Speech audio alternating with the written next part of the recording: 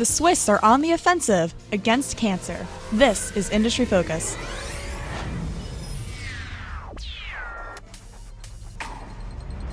Hi everyone, welcome to the healthcare edition of Industry Focus. I'm your host, Christine Hargis, and we've got Todd Campbell on the show via Skype, our regular healthcare contributor. Todd, how's it going? It's good. How are you? Pretty good. It's Veterans Day here in the U.S., so special shout out to all of our veterans that are listening today. Really interesting news out of Exelixis this week, and we'll also later in the show be talking about Colorado for a reason other than marijuana for once. But first, what does Switzerland have to do with anything? Well, one piece of Exelixis' recent news was the approval of its new drug Cotellic in the U.S. So this drug was approved as a combination therapy with the Swiss company Roche's Zelboraf to treat a specific variation of advanced melanoma. Now, Zelboraf has been on the market already for 5 years. Sales are kind of slowing down a little bit, so I'm sure Roche investors are quite pleased and cheering for this approval, which didn't really come as much of a surprise as the combination was already approved in Switzerland, and a European Union advisory panel also recommended its approval in the EU, so we can probably expect one there sometime in the future as well. So let's dig into this new drug combo a little bit. Todd, can you walk us through some of the highlights of its clinical performance? Sure. This is an important drug, if only because it offers a new treatment option for patients with melanoma who've seen their disease advance. So, essentially with melanoma, if you catch it early, it's pretty treatable. Unfortunately, when it advances, it gets a little bit more tricky. Now, the FDA has made a lot of efforts to bring a quicker pathway, if you will, to approval for different drugs targeting cancers, including melanoma. This is the most recent, example of that. Cotellic, when used alongside Roche's proven drug, Zelboraf, did indeed boost both the overall response rate. So, did you partially respond to the drug combination? Did you have an overall response? Was it a complete response? It did improve that to 70% from 50% if you were on Zelboraf alone. It also, though, importantly, delayed disease progression. Okay, so if you go into the numbers and you look and you say, okay, well, how many months go by before the melanoma starts to get worse or recurs? And when patients were treated with this two-drug combo, it took about 12.3 months before the disease progressed, where if you were just taking Zelboraf, it was about 7.3 months. So that's a huge improvement in progression-free survival for the two-drug combo versus the monotherapy. Yeah, I mean, this is definitely a game-changing drug for a lot of people.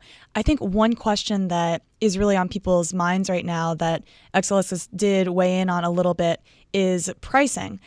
So Roche actually gets to set the price here, and I would imagine that anybody looking at this drug from a patient perspective is like, oh gosh, what are they going to charge me for to get this drug? So what we've heard so far is that Cotellic is going to be about $6,590 a month. And meanwhile, Zelboraf is currently about $11,000 a month. So if you add those together, you get a combo price of $1,750. That's, of course, $17,500 a month, which is about an 8% discount to a similar treatment available from Novartis, but still looking at a really expensive drug here. Now, of course, if you look at that from an investor's standpoint, the companies are going to be making quite a bit of money. And I've seen sales estimates all over the place for this combination. Todd, what do you believe could be a peak sales estimate? Right. Well, we have two things that we have to consider here, right? We have, yes, this drug is a big advance for people with tough to treat cases of melanoma, right? So there's the human side of it. For sure. As investors and trying to figure out, if there's an investing thesis we can get behind, we have to look at and say, okay, well, can they make money by marketing, developing, and selling this drug? Okay. And that's where we start to get into this area where we're talking about high-priced cancer drugs absent or in realizing too that we know that paying for cancer treatments, it can be a major burden for patients. So yes, cancer drugs have gotten much more expensive over the course of the last 3 years. Far more drugs coming to market with $100,000 price tags, and that's why it doesn't shock me that the companies are discussing numbers around what you just outlined. Um, the bigger question that I have isn't necessarily is the price high enough to move the needle for these companies. It's more, is the competitive landscape conducive to them grabbing market share and being able to, outmaneuver other drugs that have also been approved for use in patients in the past year. On that measure, I'm not so sure. I think that we'll need to digest this over the course of the next few quarters and see how this plays out, because investors also have to know that Bristol Myers back in September won an approval for using Opdivo alongside its Yervoy in BRAF positive patients. So there's a lot of moving parts to figuring out what the economic benefit could be to Exelixis, especially given the fact that Exelixis exercised its rights to co-promote this drug in the U.S.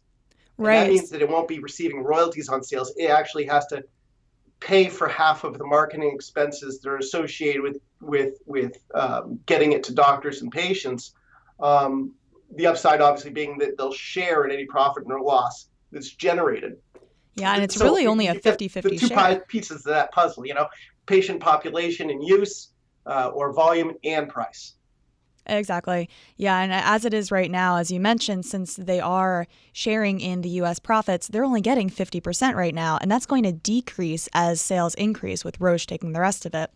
And meanwhile, it's sharing the costs as well for marketing and commercialization. So another thing to consider with all this is, well, okay, could Cotellic be approved elsewhere? And it actually is being studied in other areas. I mean, the advanced melanoma landscape, as you mentioned, is looking pretty crowded already. And there are several other experimental treatments that are hopefully on the way, going through clinical trials and showing some promise. But when you look at some other options that you have for the drug and where it could potentially be another piece of the puzzle. So it's being studied as a combination with another Roche drug, an experimental anti-PD-L1 therapy, and this could potentially be a treatment for solid tumors.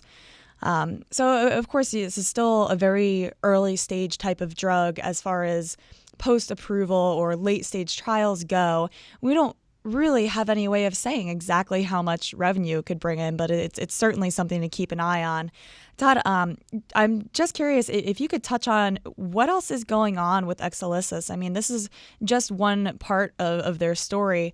What else should investors know if somebody is interested in looking at this stock? This is an intriguing company because it's got a lot of different irons that are in the fire, but it's also a company that's spending a tremendous amount of money on this research and development programs. You have to really balance the two and say, okay, if these are early stage, label expansion type studies, I don't know whether or not you can put a value on how much those are worth yet. So you have to look at Cometriq, which is approved for medullary thyroid cancer and is generating out sales of about 7 million per quarter. And then you have to look at Cotellic, which has just been approved, and we don't really know what the impact on the top line may be in the next year. I think that investors need to pay particular attention over the course of the next couple quarters, see how this plays out. They also need to be watching to see whether or not the FDA approves Cometriq for use in kidney cancer. Earlier this year, actually last month, the company did submit an application for approval in kidney cancer. That clears the way for an FDA decision next year. If approved, obviously, that now would give the company 3 different revenue streams, if you will: the medullary thyroid, the melanoma, and then the kidney cancer angle. But again, both the melanoma and the kidney cancer indication are both crowded and competitive fields. So it's unclear to me how much market share they're going to end up with. Yeah, I think those are all good points. And I mean, this is the company that is still losing money. I mean, they're expected to be profitable in 2019, but again, those are projections, and that's kind of a long way away. So this is almost, I don't want to say typical because none of these stocks are necessarily typical, but it is kind of typical for a biotech where it's fairly speculative. It's a pretty risky bet. Another thing that I'll remind everybody that's listening is that people on the program could have interest in the stocks that they talk about. The Motley Fool could have formal recommendations for or against. There's a lot of great research on our site, fool.com, and out there elsewhere. I mean, you can go find statements from the companies themselves. Just make sure that you're doing your own research and don't buy or sell based solely on what you hear. But this is an interesting story. Definitely keep an eye on it. Let's hop over to the goings-on in Colorado. So earlier this week, it was announced that a proposal involving a single-payer healthcare system in Colorado will officially be on the 2016 ballot. Now, that's pretty exciting. They needed to get almost 100,000 signatures to get it on the ballot, and they collected way more than that. Absolutely crushed it. Got 158,000 signatures. So what are Colorado residents weighing in on here? Colorado voters are not afraid to shake things up, are they? Not even a little bit.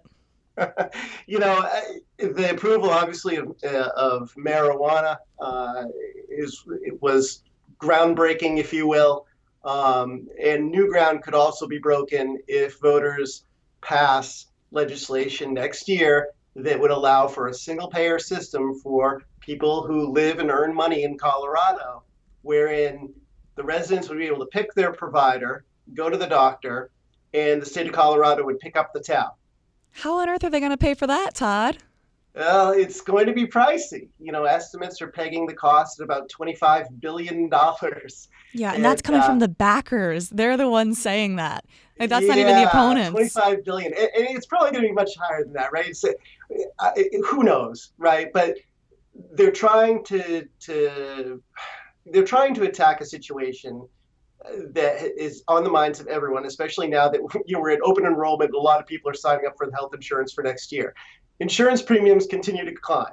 And, one of the ways that the proponents think they can rein in those costs is by getting the private insurers out of the marketplace.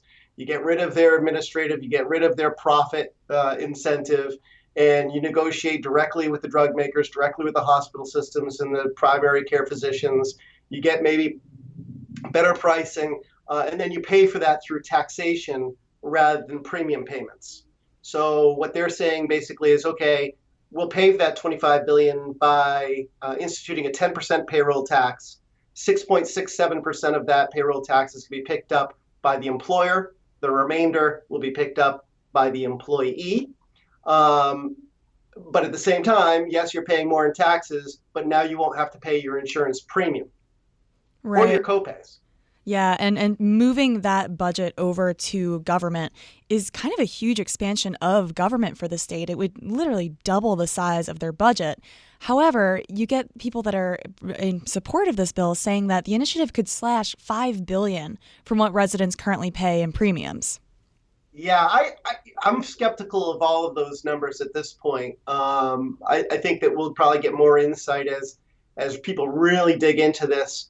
And the battle goes on and escalates next year ahead of the election or the vote.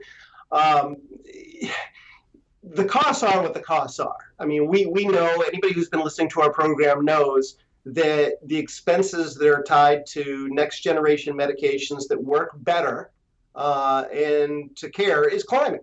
And those expenses have to be paid for somehow. So you can say, okay, it's going to be a 10% tax. And we're going to make up the savings somewhere else. But at the end of the day, the drug companies are still going to want to make more money next year than they did this year. The primary care doctors are still going to want to make more money next year than they do this year. So, what does that mean? Does that mean that taxes continue to go higher and higher and higher? No one knows, right? So I don't think necessarily by saying, okay, we're going to go to single type payer that we're going to eliminate cost increases for the system. It's more that we're going to shift them and we'll better understand what those costs are. Now, that's going to have big implications potentially both to the insurance industry. Obviously, they're getting cut out of that market. 5.3 million people live in Colorado. but it could have implications in a lot of different ways. So we're going to have to watch this vote very carefully and pay attention to the debate as it rages on next year. Yeah, I mean, there are so many good points being brought up on both sides of this argument. I saw one critic contend that nearly 1/5 of Colorado jobs are somehow associated with the healthcare industry. And the guy who said that says that a single payer system would destroy the industry. So, I mean, you're talking about a lot of people there. And obviously, the tax itself would impact everybody, particularly if you're self-employed, you're going to be paying that 10% just completely yourself, like all of that 10% instead of only having a third of it and the rest of it being picked up by your employer. So clearly, a lot of moving pieces here. This is a very, very new proposal to be officially on the ballot. So I'm sure people on both sides of the argument are going to be weighing in a ton more. And so chalk it up to the list. We've already talked about a couple other things on this program that will end up being theoretically or probably or definitely on the 2016 ballot. So lots to watch for in the next election cycle. Todd, thank you so much for all the great information that you shared, as always. And folks, thanks for listening.